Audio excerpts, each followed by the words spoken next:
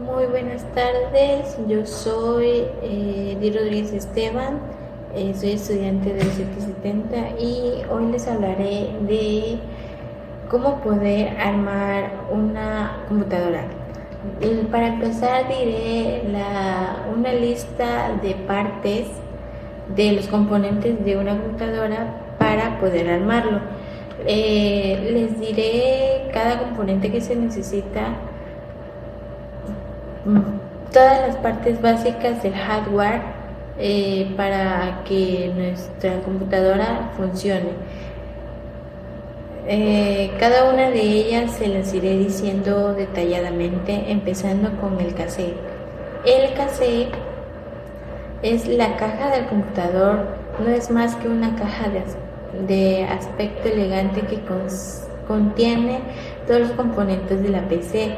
Se puede abrir y cerrar y normalmente tiene áreas predefinidas como tornillos y agujeros, donde se supone que todos los demás componentes deben ser colocados y fijos. Ahora vamos a hablar sobre la placa madre, la motherboard.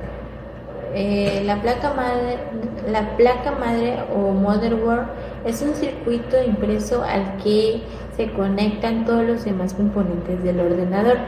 Desde esa placa se disminuye la energía a cada una de las partes de la PC.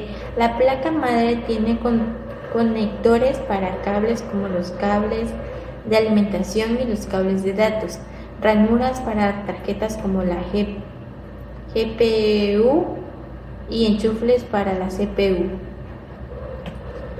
También hay un montón de pequeños bloques de construcción como transistores, condensadores, puentes y un montón de otras pequeñas partes que van todos a hacer que los diferentes componentes de hardware trabajen bien juntos. El otro punto que veremos es el procesador, el CPU. Una CPU es la unidad central de procesamiento de un ordenador y sin ella nada funciona realmente. Casi todo lo que haces en un ordenador tendrá que ser calculado por la CPU de alguna manera, por lo que tener una CPU rápida, altos relojes y alto número de núcleos hará que tu PCU sea más rápido. Cada tipo de CPU tiene un enchufle específico que se llama 2066 1151 AM4TR4 y así sucesivamente. Y la placa madre necesitará exactamente el mismo enchufle para ser compatible con la CPU.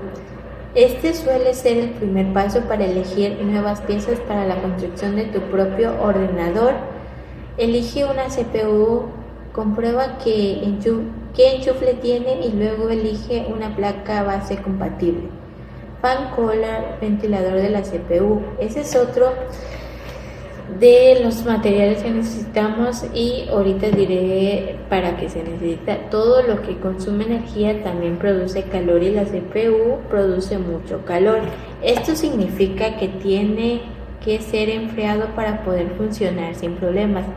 ¿Qué necesitamos para enfriar un CPU? Un enfriador de CPU. Asegúrate de tener un CPU cooler compatible con tu CPU y tus sockets. Es el mismo que le da la placa base, el de la CPU. Ahora, otra cosa que necesitamos es la tarjeta gráfica, la GPU. Lo siguiente es la tarjeta gráfica. La tarjeta gráfica, su propósito es el cálculo de cualquier cosa que tenga que ver con las imágenes y envía estas imágenes, interfaz de usuario, guía al monitor. Hay dos tipos principales del GPU, la GPU integrada y GPU y una GPU discreta. La GPU integrada está integrada en la CPU. La GPU integrada está integrada en la CPU. Eso significa que algunos CPU ya tienen un chip gráfico integrado y no se necesita una GPU adicional para conectar un monitor. Cuando tu CPU tiene gráficos integrados, saldrá al adaptador de pantalla de la placa madre. Lo que pasa con la GPU integrada es que son muy limitadas.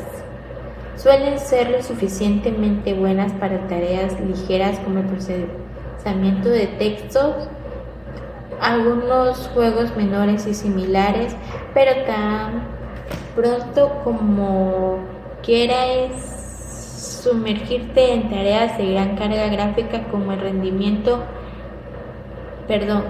renderizado de GPU 3D, juegos de alta gama, edición de video, diseño gráfico o muchos otros, tendrás que conseguir una GPU discreta.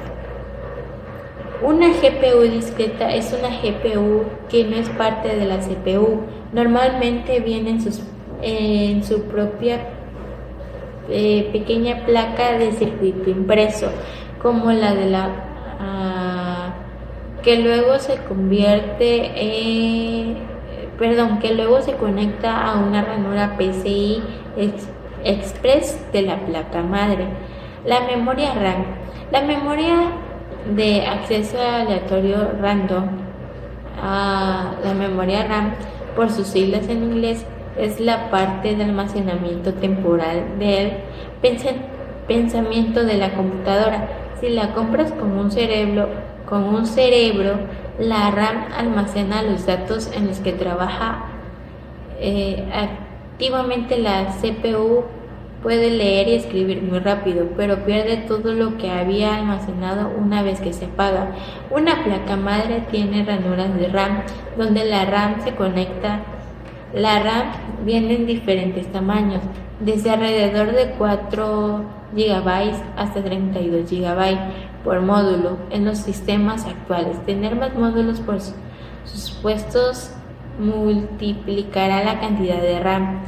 El almacenamiento HDD, SSD, NVMe, SSD, disco duro.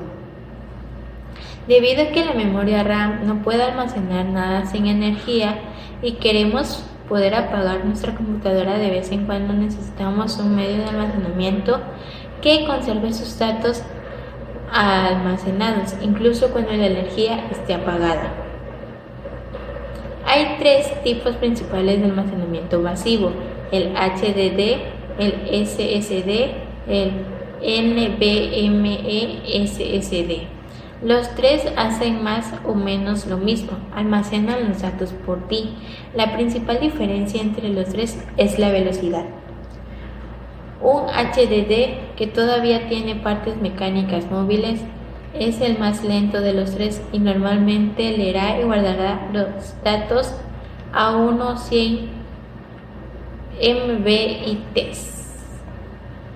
Una SSD ya leerá y escribirá unos 500 MB y una CCD NVMe ya lee y escribe los datos secuenciales con hasta 350 MB/s. Los discos duros, como los SSD, se conectan a un enchufe SATA en la placa madre a través de un cable SATA. También necesitan energía que reciben a través de un cable de almacenamiento de la figura de alimentación. Bueno, otra cosa que se necesita para armar nuestra propia CPU es la unidad de suministro de energía, la PCU, en la parte del hardware que se encarga de brindarle energía a todos y cada uno de los componentes de tu computador.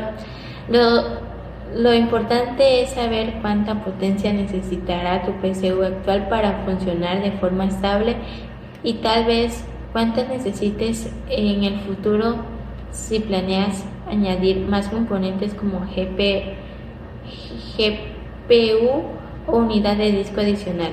Otras partes importantes también podría ser, una vez que tengamos cubierto todos estos puntos, debemos ir sobre la parte del hardware, que son el monitor, el teclado y el mouse. El paso número 1 que debemos seguir es la fuente de alimentación. En principio, si hemos adquirido un gabinete que no incluía fuente de alimentación, lo primero será montar la fuente al chasis del gabinete, para lo cual se la ubica de manera que el ventilador disipador de la misma quede orientado hacia la parte posterior de la carcasa y que los cables de alimentación queden hacia el interior. Una vez colocada, debe ser sujetada con los tornillos. El paso número 2 es montar el procesador. Si bien podemos instalar el procesador de la computadora una vez que la motherboard se encuentre sujetada al chasis del gabinete, lo más recomendable es en principio fijar el procesador en la motherboard de antemano. El paso número 3 es lo primero que haremos, es identificar el zócalo en el que se ubicará el procesador, el cual es fácilmente detectable ya que por lo general es grande y posee varios agujeros circulares, además de tenerle las indicaciones de la sigla SIF.